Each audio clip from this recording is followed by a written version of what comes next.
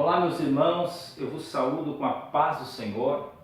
Para quem não me conhece, eu sou o presbítero João Gomes e quero convidar você a se inscrever no meu canal.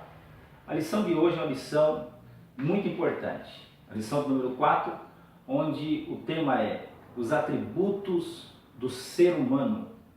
Eu quero especificamente falar sobre o primeiro tópico, o seu primeiro subtópico, o seu segundo subtópico e o seu terceiro subtópico, a espiritualidade humana. Desde já eu peço a sua compreensão, porque eu estou em um lugar bem ruidoso, tá? Então os irmãos vão ouvir aí alguns movimentos ou barulho, tá? Então eu peço aos senhores compreensão com relação a isso. E é sobre este ponto que eu quero me prender nesta lição, visto que alguns tópicos aqui já foram tratados no trimestre anterior, isto é, no ano que se passou. Eu quero falar um pouco aqui sobre a origem divina de nosso espírito, tá? De nosso espírito. Então nós temos em Gênesis capítulo 2, versículo 7, como se dá a origem, tá? Dentro deste ponto, ou seja, de nosso espírito. Percebam isso aqui. Deus faz, tá? Deus modela aqui uma estrutura, tá? De pó, como nós já falamos em outra aula. Estrutura de pó, modela perfeitamente essa estrutura. E o que ele faz? Ele assopra o fôlego de vida nesta estrutura. E essa estrutura de pó se torna a alma vivente. Isso aqui os irmãos já sabem e já dominam este ponto. Então aqui ocorre, tá? Aqui nós temos o espírito humano, fôlego de vida é soprado. Então nós temos aqui um elemento, tá? Aqui o terceiro elemento e aqui o segundo elemento. Primeiro elemento, segundo elemento e terceiro elemento. Então quando ocorre essa fusão, tá? Do fôlego de vida com o corpo que Deus havia formado com suas mãos, então o homem passa a ser alma vivente, que é o que nós temos aqui em Gênesis capítulo 2, versículo de número 7. Agora nós temos um ponto importante aqui. Então o homem é composto de espírito, alma e corpo, tá? Como já frisei, eu faço questão às vezes de repetir isso, porque o homem não é espírito que tem alma, mas é alma vivente, tá? Então nós temos aqui o espírito humano, nós temos aqui o pó, que é o corpo, nós temos aqui a alma vivente, tá? A alma vivente. Quando Deus faz o homem, esse espírito humano é o elo, tá? De ligação entre Deus e o homem. O corpo que Deus faz ao homem, isso é um ponto importante que você deve anotar aí, tá? É o revestimento. O corpo é o revestimento. O corpo é o revestimento, tá? Da alma e do espírito humano, tá? Da alma e do espírito humano. Ou seja, o corpo é o revestimento exterior do homem. E o espírito humano aqui exerce uma função importantíssima. Como eu disse, é o que liga o homem a Deus. No primeiro subtópico, quando ele fala dessa origem, a qual eu acabei de explicar em Gênesis capítulo 2, versículo 7, no primeiro subtópico e no seu segundo subtópico, vai nos informar que o espírito humano tem um anseio natural, tá? O espírito humano tem um anseio natural por quem? por Deus. Está aqui no segundo subtópico do primeiro tópico. Sendo proveniente de Deus, o espírito humano anseia pelo Pai Celeste. Então, é natural o espírito humano ter este anseio, esta sede por Deus. Esta sede por Deus. Como eu disse, quando Adão, o primeiro homem, foi feito, Adão, tá? Nesta formação aqui que Deus fez, foi Adão. Adão possuía uma íntima comunhão com Deus, porque o Espírito Santo habitava em Adão, no espírito de Adão. E é dentro desse ponto muito importante que eu quero frisar aqui, tá? O que é o espírito humano? Salomão deixou isso bem claro em Provérbios capítulo 20, versículo 27. Ele diz que o espírito humano é a lâmpada, tá? É a lâmpada. É a lâmpada, tá? A lâmpada. Ou seja, é a luz, é a lâmpada, tá? Veja isso aqui, ó. É a lâmpada. O espírito humano é a lâmpada do Senhor. É o que está escrito em Provérbios capítulo 20, versículo de número 27. O espírito humano é a lâmpada, tá? É a lâmpada do Senhor. Então o espírito humano exerce essa função importantíssima. Quando o homem, tá, é nascido de novo, o Espírito Santo habita aqui no espírito humano, tá? Aqui nesse desenho aqui, ó. Espírito humano, alma e corpo. Quando o homem nasce de novo, é aqui que o Espírito Santo passa a gerenciar o homem, passa a mudar a vida do homem. Então, olha o que acontece. Quando o homem não tem o Espírito Santo, olha o que acontece com ele. Quando ele reconhece Jesus como Salvador, o Espírito Santo vem aqui, tá? No seu espírito humano, o Espírito Santo vem aqui e habita aqui. E acontece algo muito importante. Vejam que detalhe importantíssimo. O novo nascimento ocorre numa parte que é bem mais profunda que o corpo e alma, a saber, o espírito humano, tá? O espírito do homem, onde ele recebe a vida de Deus. Então, olha o detalhe, isso aqui é no homem que não é convertido. Quando o Espírito Santo vem habitar sobre ele, ele recebe a vida de Deus. Aqui, ó, vida de Deus através de quem? Do Espírito Santo. Então, o espírito humano exerce uma função muito importante. Então, na ocasião da regeneração, como eu escrevi aqui, o Espírito Santo entra no espírito do homem, tá? E o vivifica como o quê? Como disse Salomão, como lâmpada do Senhor.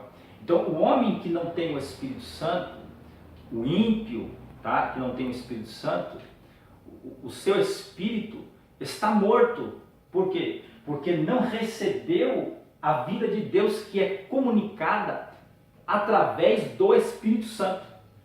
Então esse é um ponto que nós temos aqui, nesse ponto do anseio natural do espírito humano. Outro ponto é que o Espírito Santo, olha que detalhe, tá? Ele vai injetando nesse velho espírito imorto do homem, que é o que nós chamamos de vida não criada, tá? Ou seja, vida não criada de Deus. Ele desperta esse espírito humano para a vida. Então isso é um ponto importantíssimo que nós temos aqui com relação ao espírito humano, tá? E ele vai nos informar aqui, ó, tá? De algo importantíssimo. Olha que detalhe. Conforme Paulo bem acentuou aos atenienses. Então o espírito humano anseia pelo Pai Celeste, tá? E também vai nos informar que o salmista confessou que a sua alma suspirava por Deus. E ele diz: infelizmente, não são poucos os que, devido a uma vida ímpia e blasfema, sufocam o anseio pelo Criador. Isso está no segundo subtópico. No terceiro subtópico, a reedificação do espírito humano. Através de sua morte redentora, Jesus Cristo vivifica o homem que jaz morto espiritualmente, e usa como base Efésios capítulo 2, versículo 1. Então olha o detalhe importantíssimo. Então o que nós temos aqui com relação ao espírito humano? Com relação ao espírito humano, nós temos aqui a sua origem, tá? Nós temos a sua origem, como já citamos aqui, como está na síntese do tópico 1, o espírito humano tem origem divina, por isso naturalmente anseia pelo Pai Celeste. Então aqui nós temos esses princípios importantes que você deve anotar aí. E eu quero também comentar um pouco aqui com relação, que está no quarto tópico, tá? Sobre a liberdade humana, lembrando que os outros tópicos, como a sociabilidade humana, com relação à solidão, à família e à igreja, são coisas que já foram tratadas no trimestre passado. E agora com relação aqui à liberdade humana, tá? Que está no quarto tópico, liberdade humana, onde ele vai nos informar que Deus nos concedeu o livre-arbítrio, tá? Que Deus nos concedeu o livre-arbítrio. E ele nos diz assim, ó: Deus nos concedeu o livre-arbítrio para que escolhêssemos entre o bem e o mal. Se por um lado temos a liberdade de agir, por outro, não podemos esquecermos da soberania divina. Olha que detalhe importantíssimo. Então, olha esse detalhe importante. Antes de Adão pecar, o homem já possuía, tá? Isto é, Adão, livre-arbítrio. O livre-arbítrio, tá? Ele não compromete a soberania divina. E a soberania divina, tá? Ela não é diminuída pelo livre-arbítrio, de maneira alguma, de maneira alguma. Deus fez o homem com livre escolha, com livre escolha, e a sede do livre-arbítrio está na alma, tá? Porque é na alma que está a vontade livre, a vontade livre. Então, quando Deus fez o homem, Deus não fez como um robô, como uma máquina. Deus não fez como alguém que ele pudesse controlar em um controle. Deus fez o homem a qual ele pudesse ter livre escolha. Então o livre-arbítrio foi dado ao homem. Foi dado ao homem. Isso é visto no livro de Josué, no capítulo 24, versículo 15, onde Josué fala: escolhei. Onde Josué narra: escolhei. Então quer dizer, o homem tem escolha. Há uma liberdade humana. O livre-arbítrio, tá, não anula a soberania divina. O livre-arbítrio, porque há uma grande questão com relação ao livre-arbítrio. Alguém diz: mas não há livre-arbítrio. Se não há livre-arbítrio, por que há julgamento? Essa é uma pergunta. Está entendendo? Se não há livre-arbítrio, por que há julgamento? Então, essa é uma pergunta que você deve pesquisar aí e pensar aí dentro desse ponto. Agora, anote aí algo muito importante que eu anotei aqui com relação ao conceito do livre-arbítrio. Ao conceito do livre-arbítrio.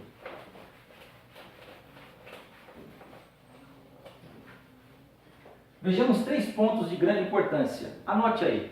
Nós temos o conceito religioso. Nós temos o conceito, anotei aqui, moral.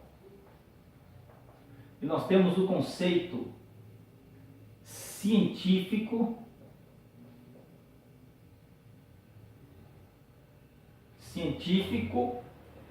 E psicológico, tá? Vou deixar só o científico para ganharmos tempo.